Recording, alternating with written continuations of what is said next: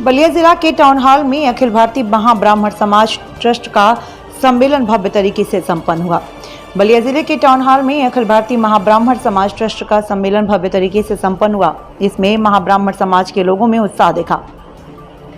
Town hall महाब्राह्मण समाज के लोगों में खचाखच भरा हुआ था। महाब्राह्मण समाज के लोगों को हजारों की संख्या में देखा गया था। इस पर जब अखिल भारतीय महाब्राह्मण समाज के राष्ट्रीय उपाध्यक्ष श्री सुरेंद्र तिवारी से पूछा गया कि आप लोग किस राजनीतिक पार्टी से हैं, कोई तालमेल नहीं रखेंगे, तो उस पर तिवारी ने कहा कि सारी की सारी पार्टियां अखिल भारतीय महाब्राह्मण समाज के लोगों को केवल ठगने का काम किया है। चाहे भाजपा हो, सपा हो, बसपा हो, कांग्रेस हो, ये सारी पार्टियां केवल चुनाव के समय ब्राह्मण समाज के लोगों के साथ वोट लेने का काम करती हैं। वोट लेने के बाद महाब्राह्मण समाज के लोगों का केवल सारी पार्टियां उपेक्षा ही की है।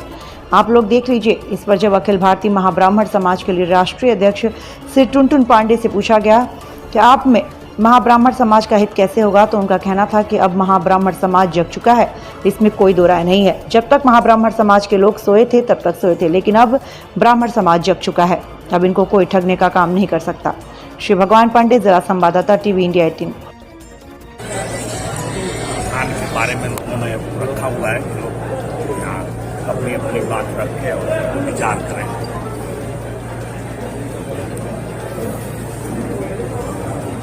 बात कार्यक्रम जो है ब्राह्मण उत्थान को लेकर है, महाब्राह्मण उत्थान को लेकर है, और वहीं जो है सपा बसपा तमाम भाजपा के द्वारा जो है प्रबुद्ध वर्ग सम्मेलन के द्वारा जो है इन्हें कहीं ना कहीं ऐसा है कि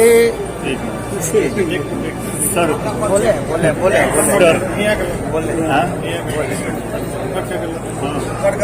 परिचय जे अखिल भारतीय महाब्राह्मण समाज के राष्ट्रीय अध्यक्ष टुनटुन पांडे बोल रहे हैं सर। आज किस तरह का कार्यक्रम है? महाब्राह्मण उत्थान को लेकर कार्यक्रम हम लोगों ने रखा है जी। कैसे महाब्राह्मण का उत्थान होगा जी।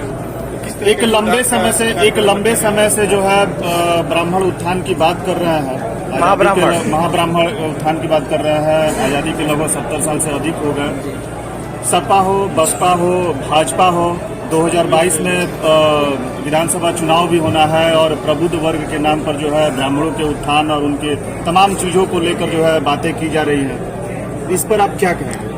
पहले तो राजनीतिक दलों वालों को हम सीधे चेतावनी देना चाहते हैं कि अब तक जो छला गया महाब्राह्मण को, अब महाब्राह्मण छले जाने वाला नहीं है। अब महाब्राह्मण समझ चुका है कि हम कैसे करेंगे तो समाज में हमारा जो है स्थान बनेगा। तो राजनीतिक दल वाले आज ध्यान दे दें। आज इसी मंच से महाब्राह्मण समाज ऐलान करने जा रहा है कि अगर महाब्राह्मण समाज को सम्मान नहीं मिला तो इस सम्मान के लिए चाहे वो सड़क से सदन तक लड़ाई लड़नी पड़े, महाब्राह्मण इसके लिए पीछे नहीं हटेगा।